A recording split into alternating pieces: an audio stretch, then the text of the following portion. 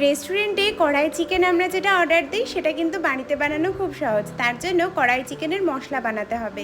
ধনে, জিরে, মৌরি, এলাচ, সামান্য জয়িত্রী, দারচিনি আর লবঙ্গ সব কিছু শুকনো খোলায় ভেজে নিয়েছি। এর মধ্যে শুকনো লঙ্কার তেজপাতাটা অবশ্যই যোগ করবে।